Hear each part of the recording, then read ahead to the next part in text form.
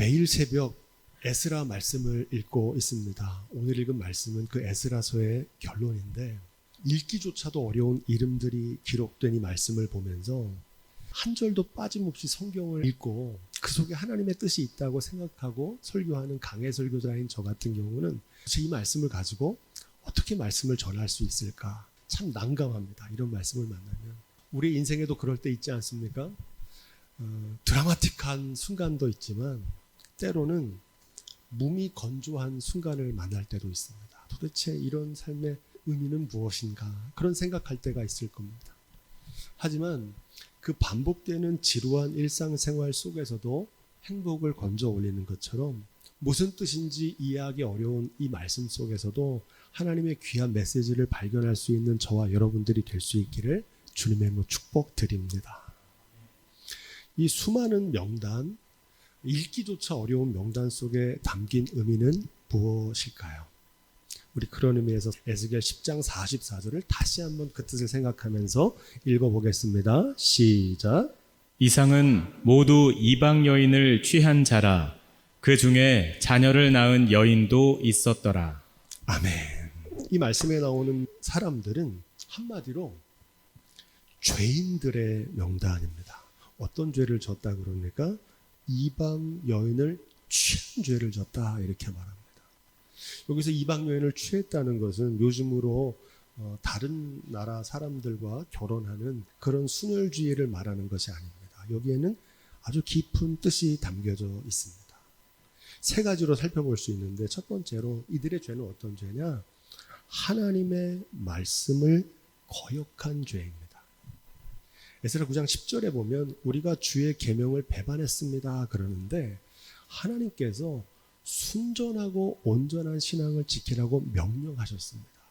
그 하나님의 명령이 바로 이방 여인들과 너희가 들어간 땅에서 혼인하지 말라고 말씀하신 명령입니다. 두 번째로는 하나님께서 맡기신 사명을 망각한 죄입니다. 하나님께서는 에스라와 이스라엘 모든 백성들을 고향으로 돌아가게 하셨는데 특별한 사명을 감당하기 위한 것이었습니다. 그런데 그들이 그 사명을 잃어버리고 자신의 정욕을 위해서 결혼하는 일에만 급급했던 겁니다.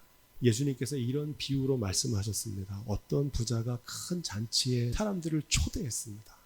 그런데 그 잔치에 초대받은 사람들이 이렇게 말하는 겁니다.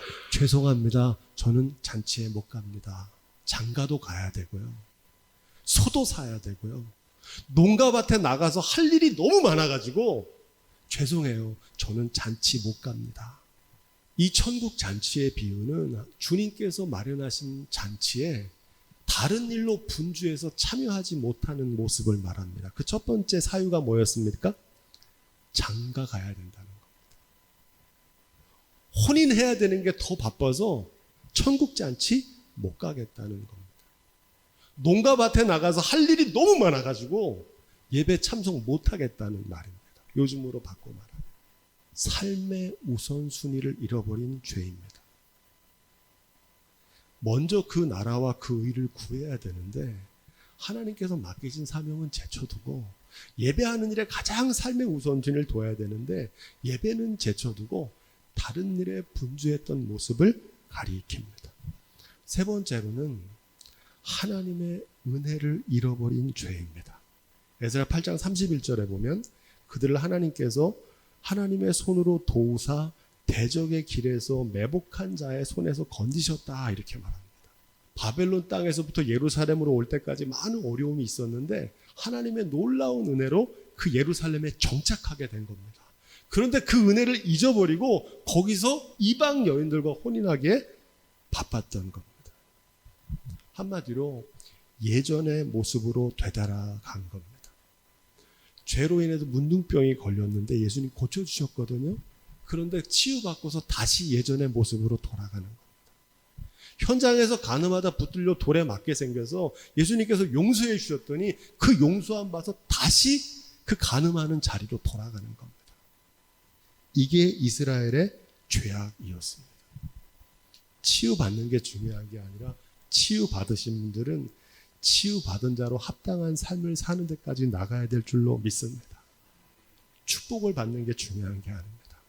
하나님이 축복하신 목적을 기억하고 그 축복에 합당한 삶을 살아야 되는 줄로 믿습니다.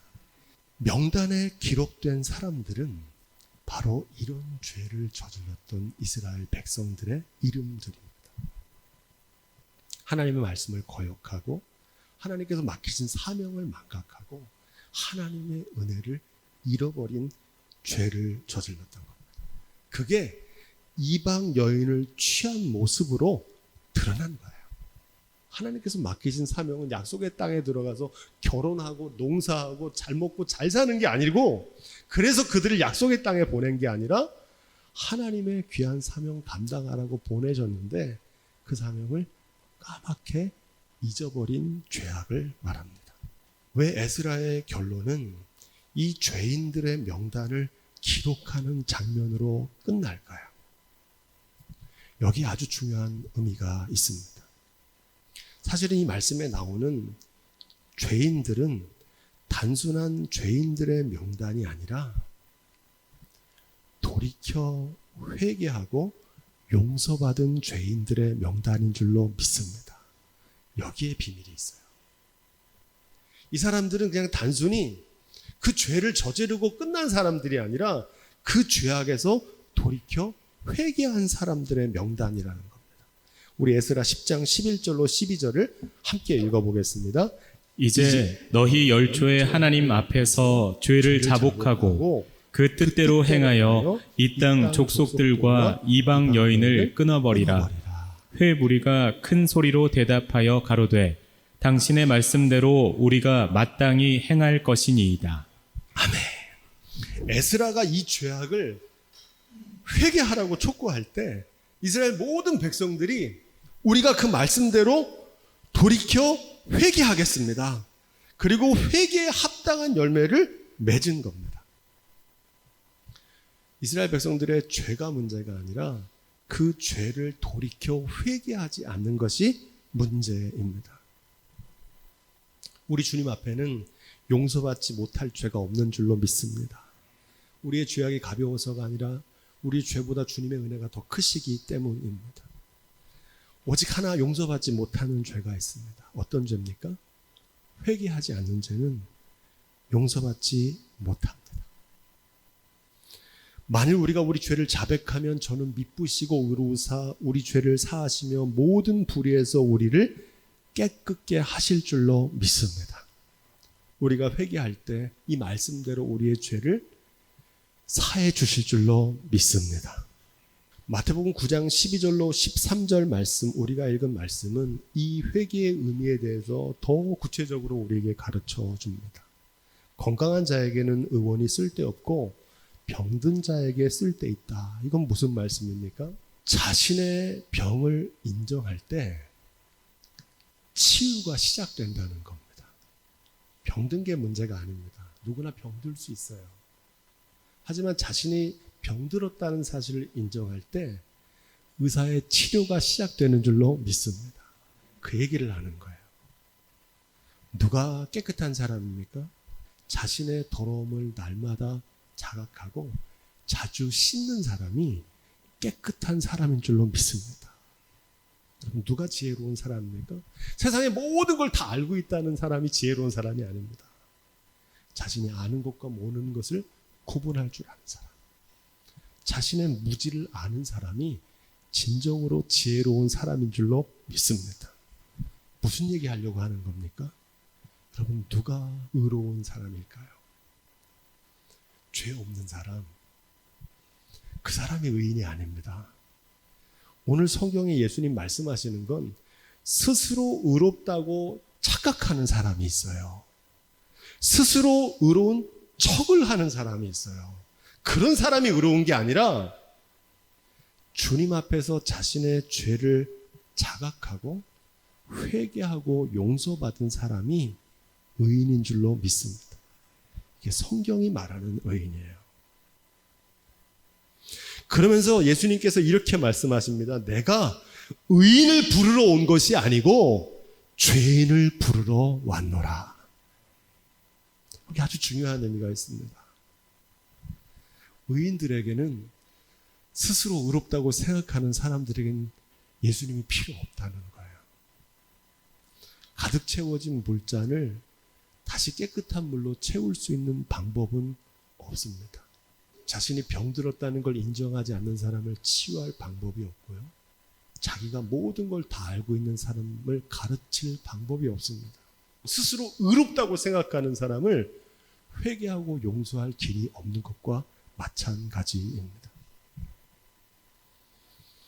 문제는 자신의 죄를 모르고 의로운 줄로 착각하는 겁니다.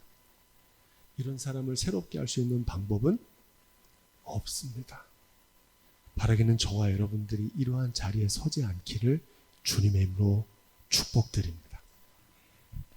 오늘이 어려운 말씀 가운데 우리가 주목해야 될 사람들이 나오는데 에스라 10장 15절에 나오는 사람들입니다. 오직 아사헬의 아들 요나단과 디과의 아들 야스야가 일어나 그 일을 반대하고 무술람과 레위 사람 삽부대가 저희를 돕더라. 아멘. 모두가 다 자신의 죄를 회개하고 우리가 회개에 합당한 열매를 맺겠습니다. 돌이켜 회개하는데 정확히 두 사람이 반대를 해요. 우리는 반대합니다. 우리는 회개하지 않겠습니다. 그러자 두 사람이 거기에 동조합니다. 그 사람들을 도와주는 거예요. 그 반대자들을. 이 명단에 나오는 사람들은 회개함으로 용서함 받았지만 네 사람들은 그 명단에 기록되지 못하고 용서받지 못했습니다.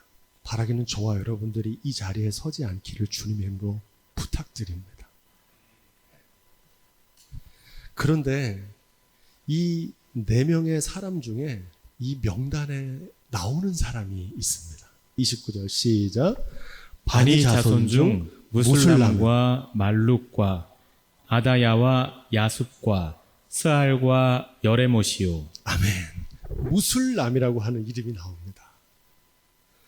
이 성경에는 무술람이라는 이름을 가진 동명이인이 19명이 나오기 때문에 신학자들은 아마 이 무술람과 다른 무술람, 동명이인일 거다 생각하는데 저는 그렇게 해석하기보다는 이 무술람이 그 회개한 무술람이면 좋겠더라. 비록 하나님을 대적하고 반대하고 거부했지만 뒤늦게라도 회개하고 돌아온 무술람이기를 소망합니다. 왜냐하면 하나님께서는 우리가 한 사람이라도 회개하고 돌아오기를 기다리시기 때문입니다. 베드로후서 3장 9절 말씀, 하나님의 심판이 더딘 이유에 대해서 이렇게 말씀하십니다. 오직 너희를 대하여 오래 참으사 아무도 멸망하지 않고 다 회개하기에 이르기를 원하시느니라. 하나님께서 세상을 심판하지 않고 오래 참고 기다려 주시는 거예요. 또 기회를 주시는 거예요. 돌아올 기회를 주세요. 왜 그럴까요? 모든 사람들이 회개하고 돌아오기를 기다리고 계시기 때문입니다. 바라기는 저와 여러분들이 이 하나님의 사랑 앞에 부끄럽지 않는 삶이 되어서 아직 기회가 있을 때 빨리 돌이켜 회개할 수 있는 지혜가 있기를 주님의 이름으로 축복드립니다. 오늘 본문에 기록된 명단은 자신의 죄를 돌이켜 회개하고 회개에 합당한 열매를 맺은 용서받은 죄인들입니다. 주님의 교회는 의인들의 공동체가 아니라 용서받은 죄인들의 공동체입니다. 저는 우리 강릉 예양교회가 스스로 의롭다고 생각하는 사람들, 의인들의 공동체가 아니라 하나님 앞에서 자신의 허물과 죄악을 발견하는, 그래서 하나님 앞에 자백함으로 용서받은 죄인들의 공동체가 되기를 주님의 이름으로 축복드립니다. 의롭다고 착각하거나 의로운 척을 하는 것이 아니라 자신의 죄를 날마다 주님 앞에 자복하고 회개하는, 비록 늦더라도 마지막에 돌이킬 수 있는 무슬람과 같은 사람들이 될 수 있기를 주님의 이름으로 축복드립니다. 한 가지 더 의미를 묵상해 보면 이 에스라서는 이스라엘 백성들에게는 역사서입니다. 우리에게는 경전, 성경의 경전인데 이스라엘 민족에게는 역사서입니다. 오늘 말씀에 나오는 이 명단은 자신들의 조상의 족보입니다.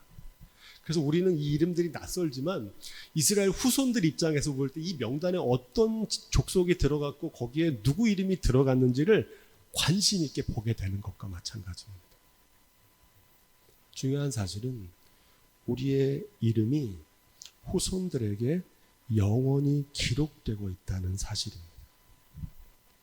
우리의 이름이 끝까지 거역한 용서받지 못한 죄인의 이름으로가 아니라 무슬람처럼 회개하고 용서받은 죄인으로 기억되고 기록될 수 있기를 주님의 이름으로 축복드립니다. 우리의 삶이 남겨진 후손들에게 아름답게 기억되고 기록되는 삶이 될 수 있기를 부탁을 드립니다. 우리의 삶이 영향을 미쳐요. 마치 향기처럼.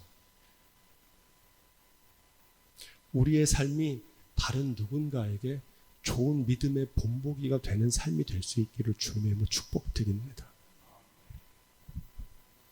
더 중요한 사실은 우리의 이름이 하늘에 기록된다는 겁니다.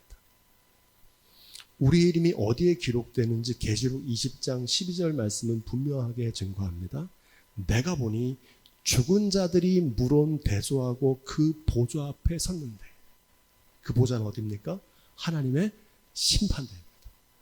물론 대소하고 예외 있습니까? 없습니까? 없다는 거예요. 다 선다는 겁니다. 믿음이 좋은 사람이나 없는 사람이나 교회 다니는 사람이나 안 다니는 사람이나 직분이 있었던 사람이나 없었던 사람이나 다 하나님의 심판대 앞에 서게 됩니다.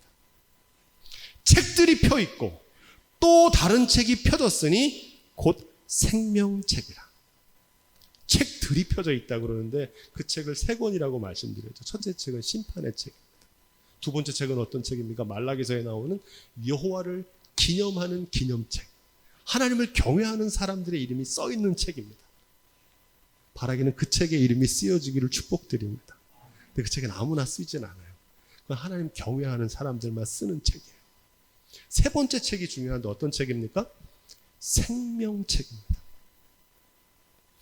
이 생명책은 어떤 책이냐? 영어로 Book of Life라고 하는데 이 생명이 라이프거든요. 우리의 삶을 기록한 책입니다. 우리의 삶을 기록하시고 그 기록한 책으로 심판하시는 줄로 믿습니다. 심판의 기준이 무엇인지가 중요한데 이렇게 되어 있습니다. 따라해 보겠습니다. 자기 행위를 따라 책들에 기록된 대로 심판을 받으니. 아멘. 어디에 기록된 대로요? 책들에 기록된 대로 심판하시겠다는 겁니다. 그런데 여기서 우리가 주목하는 건 자기 행위를 따라 그러는데 이 여기서 말하는 행위를 오해하는 분들이 있어요. 이 행위를 선행이라고 생각합니다. 착한 일 하는 거. 업적이나 봉사, 공로라고 생각합니다. 근데 여기서 말하는 행위는 그런 게 아닙니다. 행위로 구원받는 게 아닙니다. 직분으로 구원받는 것도 아닙니다. 여러분, 목사님이라고 해서 심판을 안 받는 게 아니에요. 다 심판대 앞에 섭니다. 그리고 그 행위대로 기록된 대로 심판하세요. 그렇다면 이 행위는 뭘까요? 이 행위는 말씀대로 준행하는 삶입니다. 할렐루야.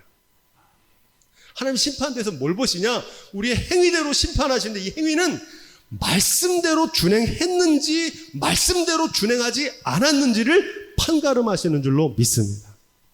이게 심판의 기준이에요. 지난 수요일 묵상했던 창세기 6장 22절에 노아가 그와 같이 하되 하나님이 자기에게 명하신 대로 따라해 보겠습니다. 말씀대로 다 준행하였더라. 아멘. 노아가 뭐 했어요? 말씀대로 준행했어요. 방주 지은 게 아닙니다. 방주로 구원받은 게 아니라 하나님의 말씀대로 방주를 지었고 그 말씀대로 구원받은 것을 증거합니다. 지난 주일날 묵상했던 창세기 22장 18절에 또 내 씨로 말미암아 천하 만민이 복을 얻으리니 이는 내가 나의 말을 준행하였습니다. 아브라함이 독자 이삭을 바쳐서 구원받은 게 아니고 하나님의 말씀대로 준행한 그 믿음으로 구원받게 된 줄로 믿습니다. 마태복음 7장 21절에 예수님께서 산상수훈의 결론에 이렇게 말씀하십니다. 나더러 주여 주여 하는 자마다 천국에 다 들어갈 것이 아니요 다만 하늘에 계신 내 아버지의 뜻대로 행하는 자라야 들어가리라. 여기서 행한다는 건 뭡니까? 선행이 아니죠? 말씀대로 준행하는 사람들이 천국의 주인공인 줄로 믿습니다. 예수님 말씀은 이렇게 이어집니다. 말씀대로 준행하는 사람들을 반석 위에 집을 지은 사람과 같다고 말씀하시고, 이와 달리 말씀을 듣기만 하고 그 말씀대로 준행하지 않는 사람들을 모래 위에 집을 지은 사람과 같다고 말씀하십니다. 그들은 비가 오고 창수가 난 날에 판가름 나게 될 것이고 하나님의 심판대 앞에서 판가름 나게 될 줄로 믿습니다. 오늘 주님의 이름으로 여러분들께 축복드립니다. 하나님의 말씀대로 준행하는 삶이시기를 축원합니다. 어떻게 하는 게 하나님의 말씀대로 사는 겁니까? 먼저 그 나라와 그 의를 구하십시오. 할렐루야. 예배가 우리의 삶의 가장 우선순위가 되기를 주님의 축복드립니다. 이스라엘은 왜 망했습니까? 예배에 실패해서 망한 겁니다. 신앙의 척도는 예배입니다. 제가 지난 20년 동안 말씀드렸죠. 신앙생활의 가장 첫 번째 중요한 게 뭐라고 그랬습니까? 예배예요. 둘째도 예배예요. 셋째는 뭡니까? 셋째도 예배입니다. 이스라엘은 이 원칙을 지키지 못해서 예루살렘 성전도 무너지고 나라도 뺏기고 그 하나님의 축복을 잃어버렸던 겁니다. 어떻게 하는 게 하나님의 말씀대로 준행하며 사는 삶입니까? 사랑하며 기도하며 감사하며 나누며 섬기는 삶인 줄로 믿습니다. 우리의 죄를 깨달은 순간 돌이켜 회개하는 삶이 하나님 말씀대로 준행하는 삶인 줄로 믿습니다. 바라기는 우리의 삶이 날마다 말씀대로 준행함으로 하나님의 생명책에 기록되는 삶이 될 수 있기를 주님의 이름으로 축원드립니다. 비록 죄를 범하였더라도 오늘 본문에 기록된 수많은 믿음의 선배들의 이름처럼 돌이켜 회개함으로 용서받은 죄인으로 구원받게 되기를 주님의 이름으로 축복드립니다. 혹시 이 명단에 없지만 뒤늦게라도 발견한 무술남처럼 마지막 애라도 돌이켜 회개함으로 그 명단에 기록될 만한 삶이 되기를 우리 주님의 이름으로 축원드립니다.